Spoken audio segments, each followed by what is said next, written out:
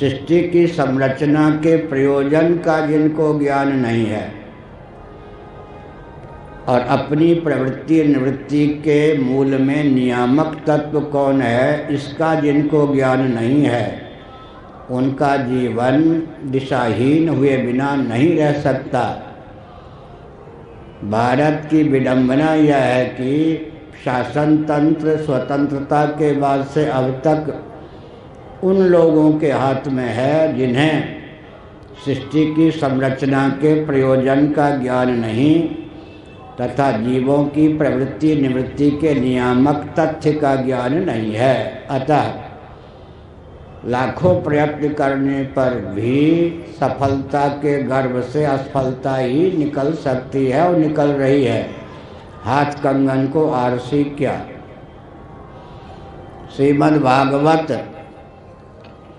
के 10वें स्कंध में वेदस्तुति नामक एक अध्याय है।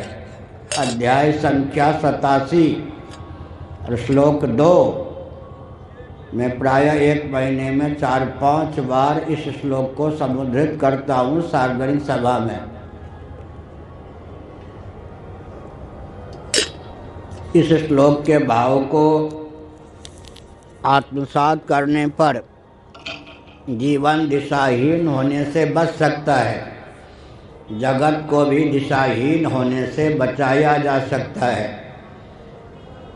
श्रीमद् भागवत 10:87-2 बुद्धिन्द्रिय मनः प्राणान् जनानामसजत् प्रभुः मात्रार्थं च भवार्थं च आत्मने कल्पनाय च। महासर्ग के प्रारंभ में सच्चिदानंद स्वरूप सर्वेश्वर ने जो जीव महाप्रलय के अव्यवहित पूर्वक क्षण पर्यंत कैवल्य मोक्ष नहीं प्राप्त कर चुके थे, उन्हें कृतार्थता का पुनः अवसर प्रदान करने की भावना से आकाश वायु तेज जल पृथ्वी से मंडित सृष्टि की संरचना करते हैं। जीवों के अभुक्त कर्मों के फलस्वरूप उन्हें देहेंद्रिय प्राणांतःकरण से युक्त जीवन प्रदान करते हैं। भला क्यों? इसका उत्तर दिया गया मात्रार्थं च भवार्थं च आत्मने अकल्पनाय च। श्रीधरी टीका के अनुसार अर्थ धर्म काम और मोक्ष संयक पुरुषार्थ चतुष्टय की समुपलब्धि जीवों को हो सके। सृष्टि की संरचना का जो प्रयोजन भागवत में सन्निहित है उसमें अर्थ की उपेक्षा कहाँ की गई? मात्रार्थं च भवार्थं च आत्मने अकल्पनाय च, चारों पुरुषार्थों का उल्लेख किया गया है। साथ ही साथ यह भी ध्यान रखना चाहिए, कल भी मैंने कहा था, परसों भी मैंने संकेत किया था कि 4 पुरुषार्थ में 2 पुरुषार्थ साधन परक हैं, 2 पुरुषार्थ फल परक हैं।